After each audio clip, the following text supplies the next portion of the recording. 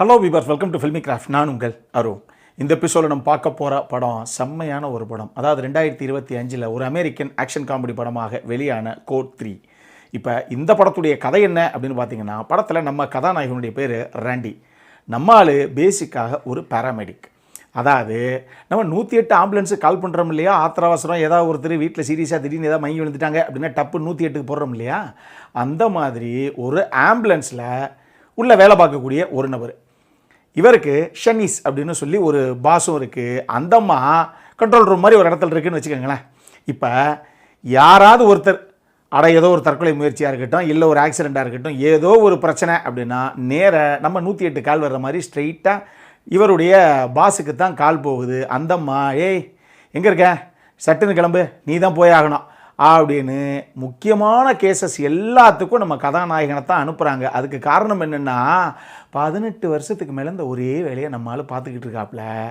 இதில் இவர் தான் இருக்கிறதுல எக்ஸ்பீரியன்ஸ்டான கை அப்படின்னு பேர் வாங்கி வச்சுருக்காப்புல, ராசியான கை அப்படின்னு பேர் வாங்கி வச்சுருக்காப்புல. இதனாலேயே அந்தம்மா இங்கே இது ரொம்ப முக்கியமான ஒரு கேஸு, நீ சட்டுன்னு போ ஸ்பாட்டுக்கு அப்படின்னு சொல்லி நம்ம கதாநாயகனை தான் அனுப்புது.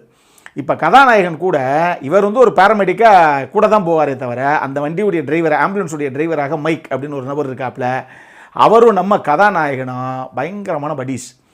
இதில் நம்ம கதாநாயகன் இருக்காப்புலையே 18 வருஷமாக இதே வேலையில் ஒரு குப்பை ஓட்டுறதெல்லாம் இருக்கட்டும், நம்ம ஆளுக்கு இந்த வேலை அறவே பிடிக்கல, வேண்டா வெறுப்பா பிள்ளையை பற்றி காண்டாமிருகன் பேர் வச்ச கதையா, எப்பா என்னால் முடியலப்பா அப்படின்னு. முக்கியமாக யாரை பார்த்தாலும் ஒரு விஷயம் நம்ம ஆள் சொல்லுவார், இங்கே வரு 5 வருஷம், நீ எவ்வளோ பெரிய அப்பாட்டக்கராக இருந்தாலும் சரி 5 வருஷம்தான் தாக்கு பிடிச்சி மேக்சிமம் இந்த வேலையை நீ பார்க்க முடியும், அதுக்கு மேலே இருக்கவே முடியாது. எல்லோரும் மனுஷன் தானையா, நீ மனுஷன் நானும் மனுஷன் தானே. உன்ன மாதிரி ஜாலியாக அங்கேருந்து ஆஃபீஸுக்கு போனோம்னா ஃபேனு கடியிலையோ ஏசி கடியிலையோ உட்காந்து சுகமாக லேப்டாப்பில் தட்டுற வேலையெல்லாம் கிடையாது, தெரியுதா? நீ ஷிஃப்ட்டுக்கு வந்துட்ட அப்படின்னாலே நேர கால் நேராக நீங்கள் ஸ்பாட்டுக்கு போங்க அப்படின்னு சொன்னாங்கன்னா, நீ போனினாலே அங்கே ஒரு பெரிய ஆக்சிடென்ட் நடக்கும். அந்த ஆக்சிடெண்ட்டில் 5 பேர் இருக்கேன் ஒரு வண்டிக்குள்ளே அப்படின்னா 3 பேர் செத்த போனமாக தான் இருப்பேன். ஒருத்தனுக்கு கை இருக்காது, இன்னொருத்தனுக்கு கால் இருக்காது, இன்னொருத்தன் ரத்தவாந்தி எடுத்துகிட்டு போய் கிடப்பான். அந்த அளவுக்கு நீ கண்ணு முன்னாடி பார்க்குறது எல்லாமே ரொம்ப கொடூரமான சம்பவமாக இருக்கும். எல்லோரும் மனுஷன் தானே, நமக்கும் இதே ஓரளவுக்கு தானே சாஃப்டாக இருக்கும், எவ்வளவு தாங்கிறது டெய்லி அப்படிங்கிற அளவுக்கு விரக்தியுடைய உச்சியில் இருக்காப்புல. இவருடைய போதாத நேரம் இந்த வேலையே வேணாம் அப்படின்னு இந்த 18 வருஷமாகவே நம்மளால் வெளியே இன்டர்வியூஸும் வேறு வேலைக்கு அட்டன் பண்ணுறாப்புல, எதுவுமே கிடைச்சபாடு இல்லை. வெளியே வேலையே கிடைக்காம வேறு வழி இல்லாமல் உள்ள வேலை பார்த்துக்கிட்டு இருக்காரு. இந்த வேலையை பின்ன சோறு காசு வேணுமே, என்ன பண்ணுறது, வாழ்வாதாரத்தை ஓட்டி ஆகணுமே, அதனால் வேறு வழி இல்லாமல் தான் இந்த வேலையை இவர் பார்த்துக்கிட்டு இருக்காப்புல.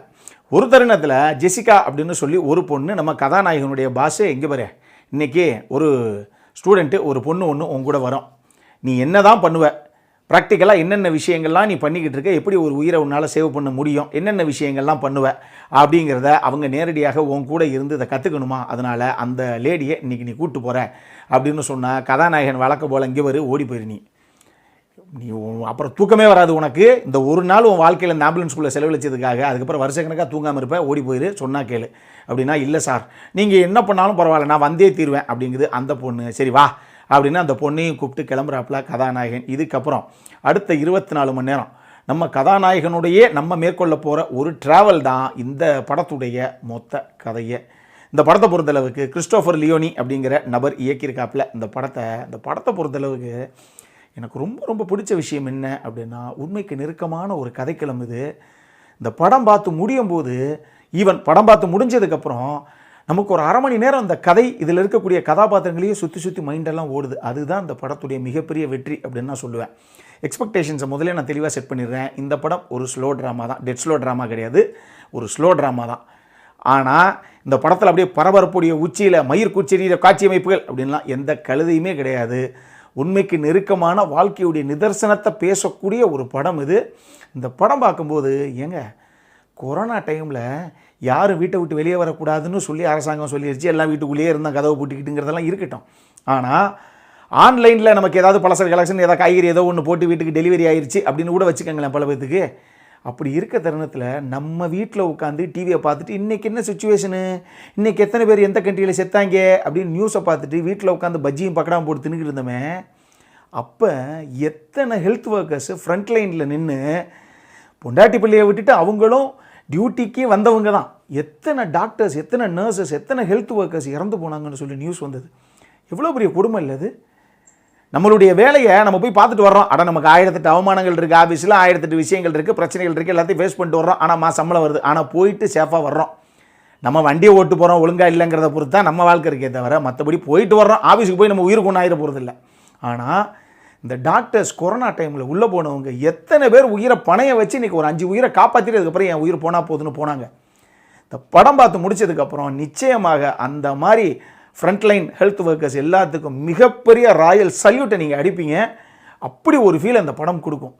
இந்த படத்தில் பல இடங்களில் அட்டகாசமான சின்ன சின்ன விஷயங்களை அவ்வளவு அழகாக அதை நரேட் பண்ணியிருக்காரு படத்துடைய இயக்குனர். கதாநாயகன் சில இடங்களில் சில விஷயங்களை சொல்லும்போது அங்கே ஒரு சம்பவம் நடந்துகிட்டு இருக்கும், ஆனால் கேமரா பார்த்து வேறு ஒரு விஷயம் பேசிட்டு வர்றார். இதான் நடக்கும் தெரியுமா, உன் லைஃப்லேயே மோசமான நாள் இது அப்படின்னு சொல்லி ஒரு பொண்ணு கதாநாயகன்கிட்ட கேட்டுரும். இது ஒன்று நடந்துச்சு, இது ஒன்று நடந்துச்சு, இது ஒன்று நடந்துச்சுன்னு ஒரு விஷயத்தை சொல்லிட்டே வருவார். ஒரு 2 விஷயம் 3 விஷயம் சொல்லும் போதெல்லாம் சார் போதும் சார் இதுக்கு மேலே என்னால் கேட்கவே முடியலண்ணே, இதெல்லாம் ஒரு விஷயமே கிடையாது, நான் சந்தித்த வேறு சம்பவம்லாம் இருக்குது அப்படின்னு அடுத்து ஆரம்பிப்பாப்ல. அந்த அளவுக்கு இப்போ இந்த படம் பார்த்ததுக்கப்புறம் 108 ஆம்புலன்ஸ் சர்வீஸே வச்சுக்கோங்களேன், இல்லை எந்த ஹாஸ்பிட்டலுடைய ஆம்புலன்ஸ் சர்வீஸ் வச்சுக்கோங்க, அதில் வேலை பார்க்கக்கூடிய அந்த நபர்களுடைய மனநலம் எப்படி இருக்கும் அப்படிங்கிறது நிச்சயமாக நமக்கு ஒரு கேள்விக்குறியாக தான் இருக்குது. நான் சொல்கிறத விட நீங்கள் படம் பாருங்கள் உங்களுக்கு தெரியும். படத்தில் முக்கியமான கதாபாத்திரங்கள்ங்கிறது 4 கதாபாத்திரங்கள் தான். ஒன்று நம்ம கதாநாயகன் அந்த ராண்டி கதாபாத்திரத்தை ஏற்று நடித்த ரெயின் வில்சன். 2வது அவர் கூட அந்த ஆம்புலன்ஸ் டிரைவராக வரக்கூடிய மைக்கு லில் ரேல் ஹோவரி அவர் தான் அந்த கதாபாத்திரத்தை பண்ணியிருப்பாப்புல. எய்மி கேரோ அவங்க தான் இந்த ஜெசிகாங்கிற கதாபாத்திரத்தை ப்ளே பண்ண ஆர்டிஸ்ட்டு. இது போக அவெட் நிக்கோல் ப்ரவுன் அவங்க தான் அந்த ஷானிஸுங்கிற கதாநாயகனுடைய பாஸாக பண்ணக்கூடிய அந்த ஆர்டிஸ்ட்டு. எல்லாரும் பிச்சு படம் எடுத்திருப்பாங்க. யாருமே நடித்த மாதிரியே இருக்காது. ரொம்ப நேச்சுரலாக அந்தந்த விஷயங்கள் எப்படி நடந்தது, எப்படி நடக்குது, அந்த சீனுக்குள்ளே அந்த கதாபாத்திரங்கள் எப்படி பிஹேவ் பண்ணுறதுங்கிற மாதிரி அப்படி போயிட்டு அப்படி வெளியே வந்திருப்பாங்க. செம்மையாக பண்ணியிருந்தாங்க எல்லாரும். இந்த படத்தை பொறுத்தளவுக்கு நான் சொன்ன மாதிரி இந்த டெக்னிக்கலி சவுண்டு அப்படி இப்படிலாம் நான் எதுவுமே சொல்ல விரும்பலை. இந்த படம் பார்த்து முடிங்க. கொஞ்சம் ஊடால ஸ்லோவாக போகிற மாதிரி உங்களுக்கு தெரியலாம்.